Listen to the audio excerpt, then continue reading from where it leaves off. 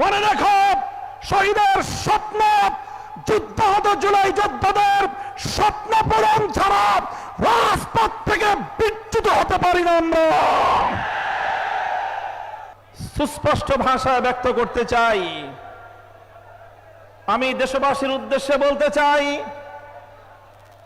এবং সরকার ও দেশের সকল নাগরিকদের জন্য আমার পরিষ্কার বার্তা হলো এই, আমাদের এই ঐক্য শুধুমাত্র ক্ষমতার ভাগ বটোয়ারার জন্য হয়েছিল না।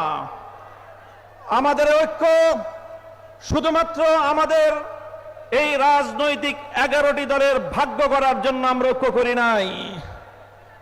আমাদের ঐক্যের যাত্রা শুরু হয়েছিল জুলাই বিপ্লবের উদ্দেশ্য বাস্তবায়নের লক্ষ্যে যে জুলাই সনদ প্রণীত হয়েছে, সেই জুলাই সনদ বাস্তবায়নের আন্দোলন থেকে আমাদের এই ঐক্যের যাত্রা শুরু হয়েছে।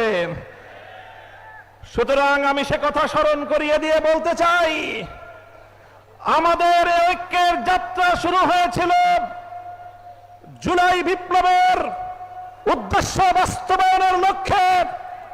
সুতরাং যতদিন পর্যন্ত জুলাই বিপ্লবের লক্ষ্য অর্জিত না হবে, ততদিন পর্যন্ত আমরা ঐক্যবদ্ধ আন্দোলন চালিয়ে যাব ইনশাআল্লাহ।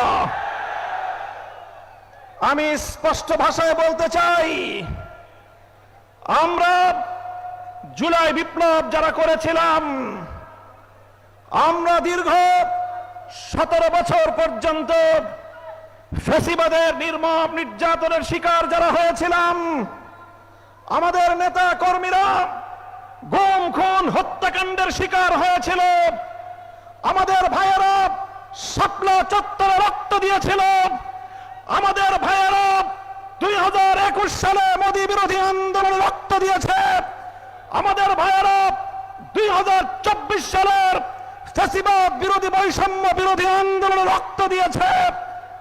প্রায় 1.5 সহস্র শহীদের রক্ত বিধৌত বিপ্লব, 30,000 জুলাই যুদ্ধাহত যোদ্ধারা আজও পর্যন্ত বাংলাদেশের বিভিন্ন হাসপাতালের বিছানাগুলোতে ছটফট করছে। আমাদের অনেক ভাই বোনেরা চিরদিনের জন্য চোখের জ্যোতি হারিয়ে অন্ধত্বকে বরণ করেছে। আমাদের ভাই বোনেরা অনেকে চিরদিনের জন্য পঙ্গুত্বকে বরণ করে নিয়েছে। মনে রেখো, শহীদের স্বপ্ন, যুদ্ধাহত জুলাই যোদ্ধাদের স্বপ্ন পূরণ ছাড়া রাজপথ থেকে বিচ্যুত হতে পারি না আমরা।